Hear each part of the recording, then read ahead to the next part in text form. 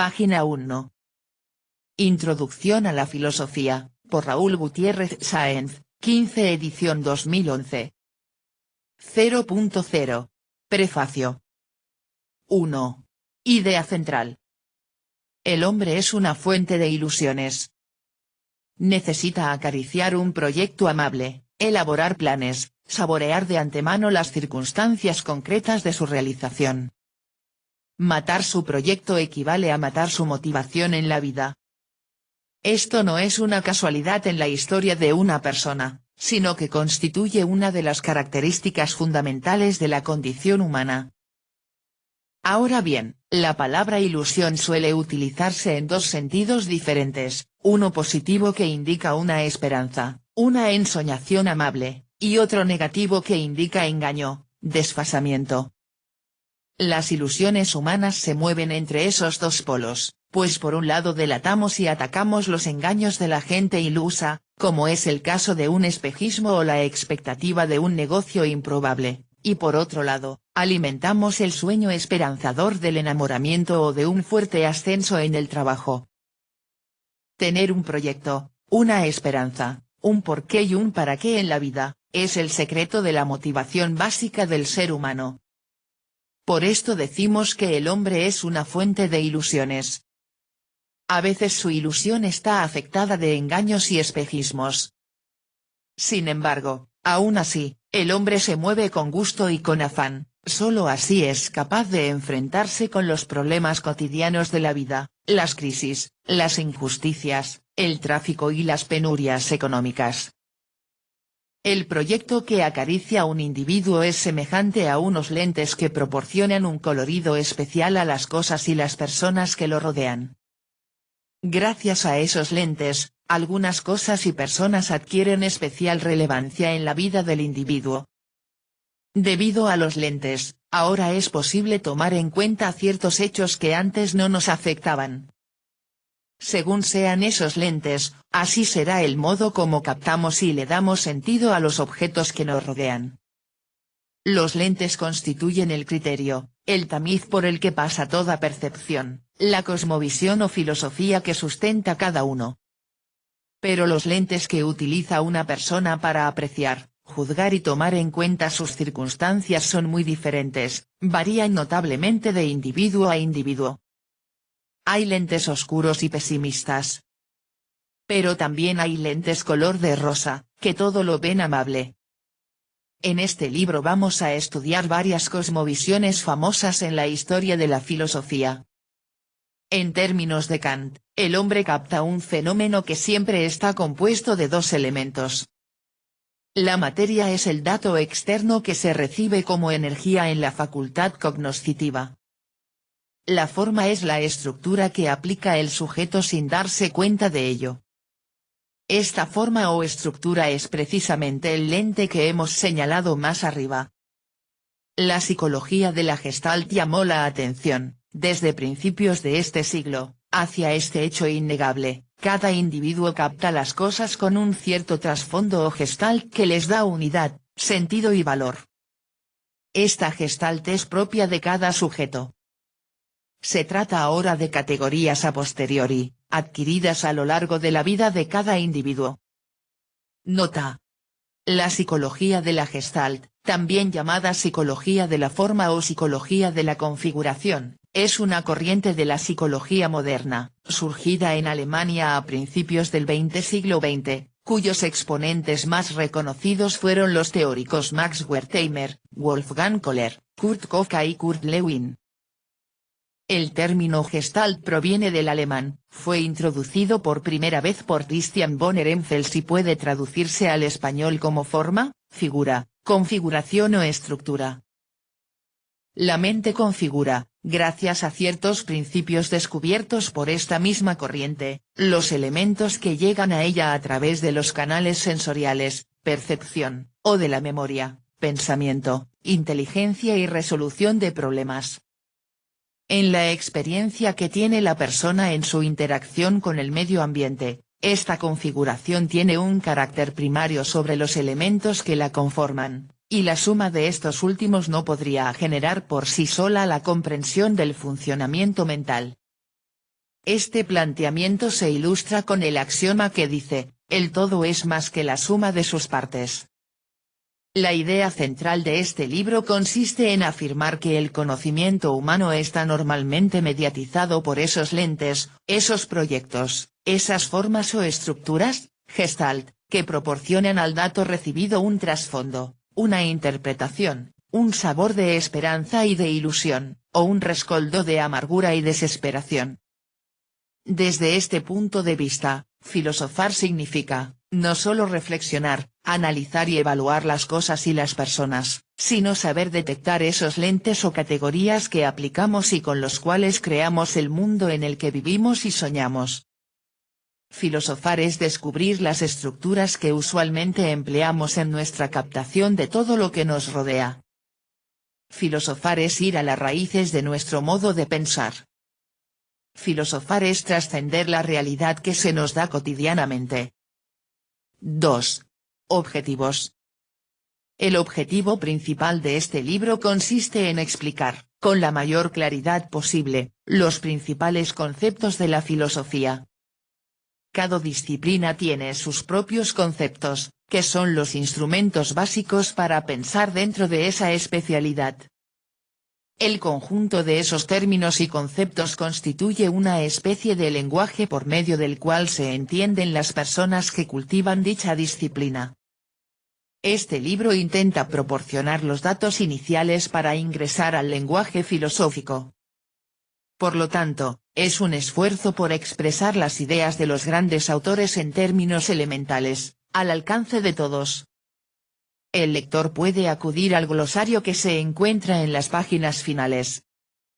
Allí se proporciona, en orden alfabético, una definición inicial de cerca de 200 términos básicos utilizados en filosofía. Este sería el modo más sencillo en la consulta de este libro. Pero también se podría consultar dentro de una segunda modalidad, en función de los problemas propios de la filosofía, tal como han sido desarrollados en forma sistemática según puede verse en el índice general.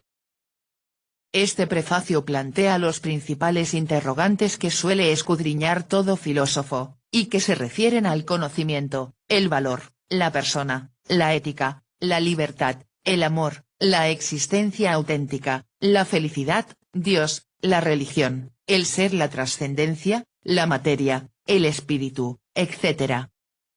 El libro se propone, pues, explicar y analizar algunas pistas iniciales que se han utilizado para la solución de dichas cuestiones. 3. Planteamiento de problemas. Antes de proporcionar las respuestas que se han dado a los principales problemas filosóficos, conviene insistir en el planteamiento mismo de dichas cuestiones.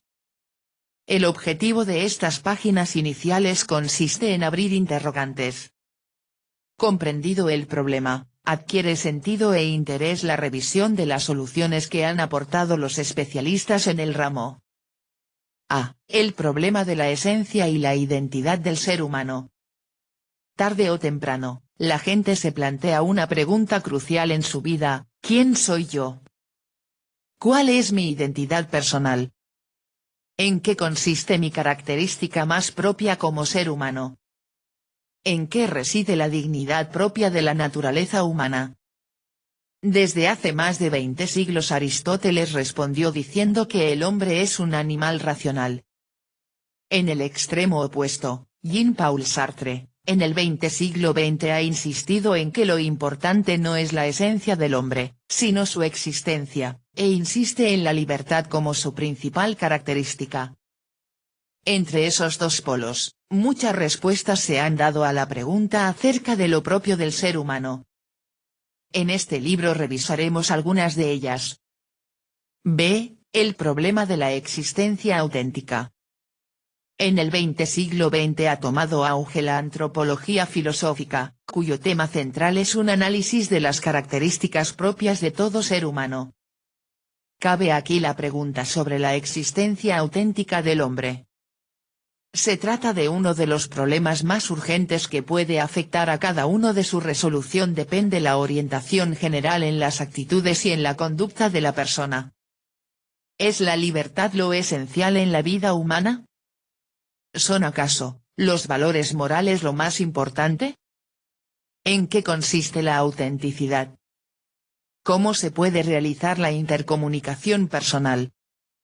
¿Cómo se llega a degradar el nivel propio de la existencia auténtica? ¿En qué consiste y cómo se logra la felicidad humana? Tales son las principales cuestiones que se pretenden resolver dentro de esta disciplina. C. El problema del valor. Con frecuencia la vida plantea interrogantes que requieren una cierta claridad en cuanto a las prioridades, las jerarquías y los principios que se van a aplicar en el momento de decidir. En tales circunstancias surge el planteamiento típico de la filosofía: ¿qué es el valor? ¿Cómo conocemos el valor? ¿Los valores son relativos y cambian con la época y las culturas? ¿Es posible alcanzar un cierto nivel de objetividad en nuestra apreciación de los valores? En este libro vamos a revisar algunas ideas acerca de la esencia y el conocimiento del valor, especialmente aplicadas a la bondad de la conducta humana, que es el tema propio de la ética. Dicha rama filosófica se plantea las siguientes cuestiones: ¿en qué consiste la bondad y la maldad de los actos humanos? ¿Se puede justificar la obligatoriedad de ciertas normas? ¿Por qué sucede con tanta frecuencia el fenómeno paradójico del individuo que juzga un acto como bueno y, sin embargo, escoge lo malo? ¿Existen leyes verdaderamente universales, que atañen a todo individuo? Se llama axiología el tratado filosófico que se encarga del estudio de la esencia y el conocimiento de los valores. La ética es la rama filosófica encargada de estudiar la conducta humana en su aspecto de bondad o maldad. La estética filosófica trata de la esencia y los fundamentos del arte y la belleza. D. El problema de la libertad. La gente se queja con frecuencia por su falta de libertad. Sobreviene entonces la oportunidad para una reflexión acerca de la esencia de la libertad. ¿Qué es propiamente libertad? ¿Cuáles son las limitaciones normales de la libertad humana? ¿Cómo es posible que haya libertad si aceptamos la existencia de leyes físicas, biológicas y sociales que afectan a la conducta humana? ¿Existen grados de libertad? Por otro lado, existe el fenómeno del miedo a la libertad. No faltan individuos que consciente e inconscientemente huyen de las situaciones que les proporcionarían un mayor grado de libertad. Dedicaremos un capítulo entero al análisis de estos problemas.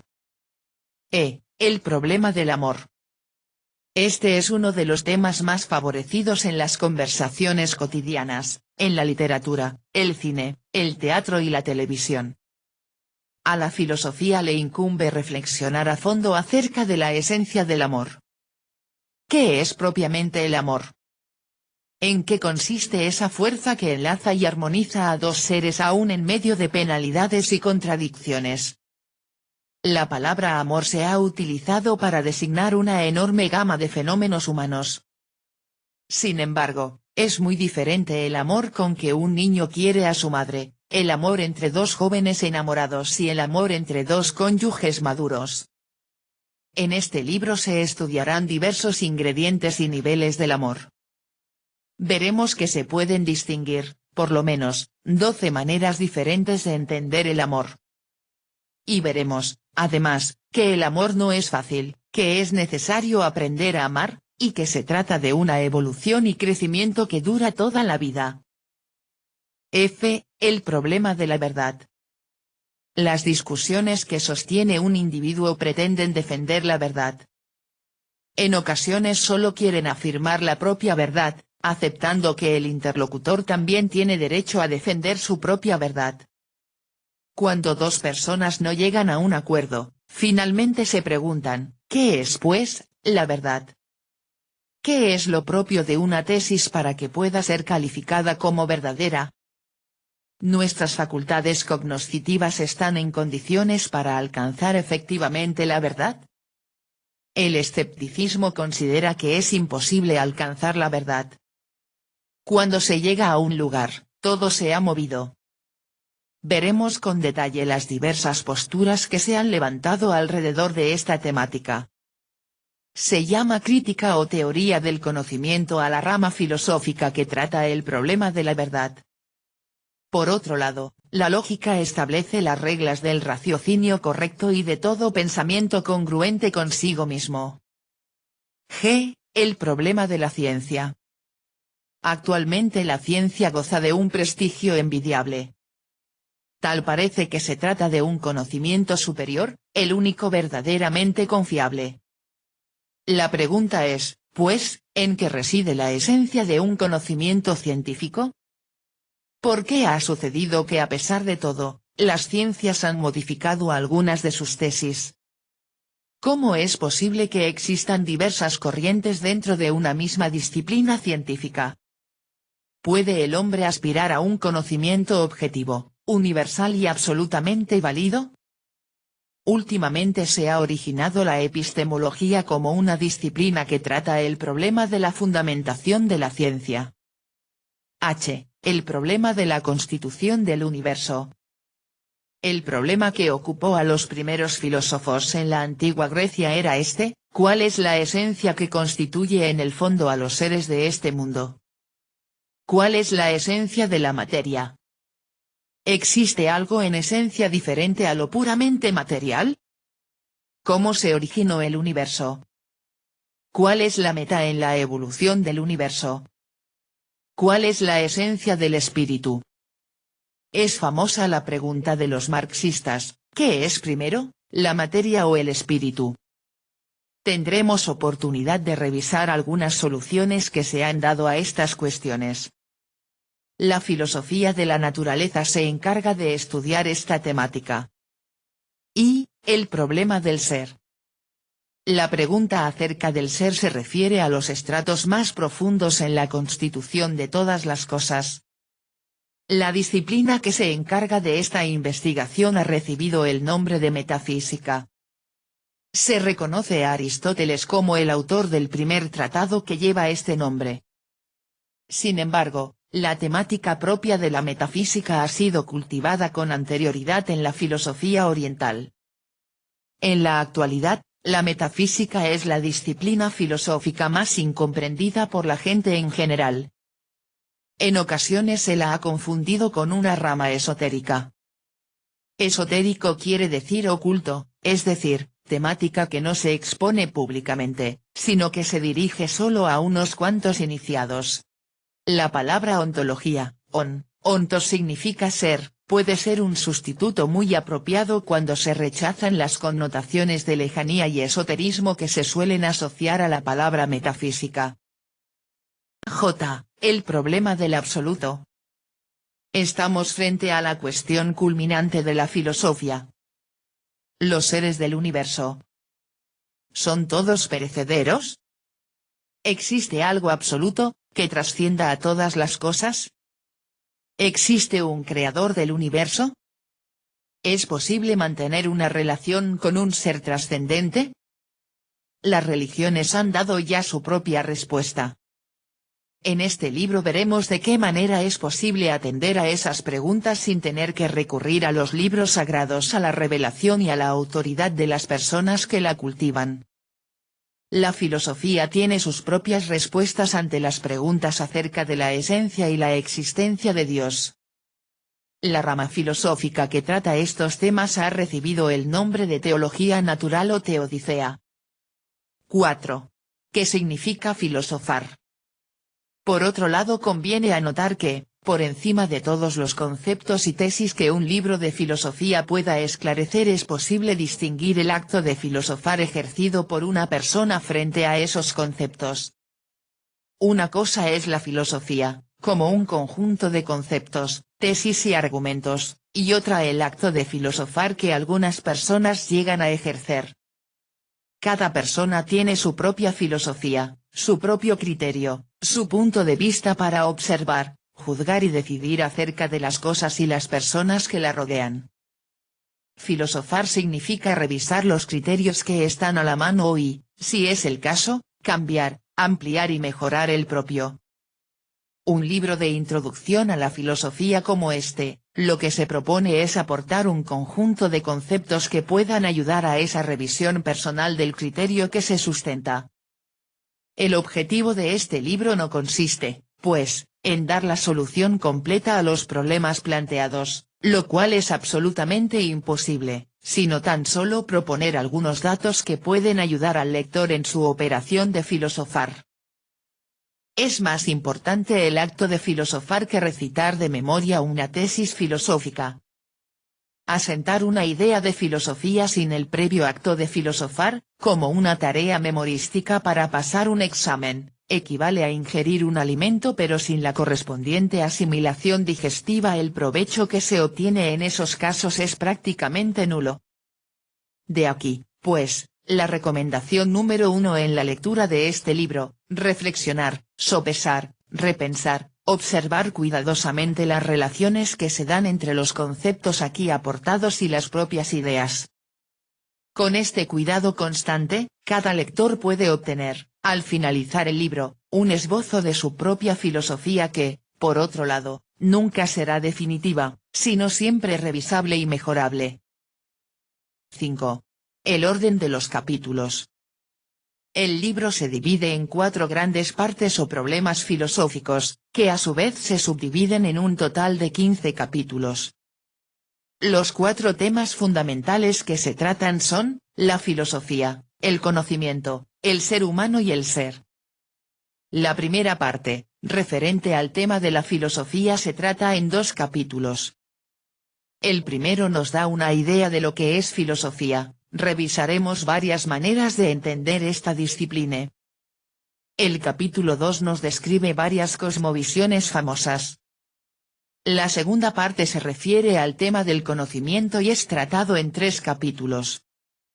El capítulo 3 nos habla del conocimiento y del pensamiento correcto tal como es tratado por la lógica tradicional. El capítulo 4 explica el tema de la verdad y el problema crítico. El capítulo 5, ¿qué es el conocimiento holístico y cómo coincide con el intuitivo? Allí mismo se explica tanto la experiencia trascendental y la meditación profunda como las principales aplicaciones prácticas de este tipo de conocimiento. La tercera parte es la más abundante y trata acerca del hombre, en un total de 5 capítulos. El 6 se refiere al ser humano y su calidad de persona. Allí se mostrará la diferencia entre persona y personalidad. El 7 nos habla del amor y de su desarrollo en 12 niveles. El 8 explica el estatuto científico de la ética. El 9 nos habla de la libertad, negada por las doctrinas deterministas. El capítulo 10 trata el tema de la moralidad, que es lo propio de la ética. El capítulo 11 explica 6 criterios de conducta, entre los cuales se encuentran criterios propiamente morales. La cuarta parte nos explica el tema del ser en 4 capítulos. El 12 nos inicia en los problemas de la metafísica, es decir, trata el ser de los entes y sus coprincipios. El 13 nos explica el problema del mal y de qué manera ha sido visualizado incorrectamente. El capítulo 14 nos habla de la esencia y la existencia de Dios. Y por fin, el capítulo 15 explica la tendencia del hombre a lo absoluto, lo cual hemos llamado religiosidad. El hilo conductor de los 15 capítulos es muy sencillo: primero esclarecemos en qué consiste nuestra disciplina.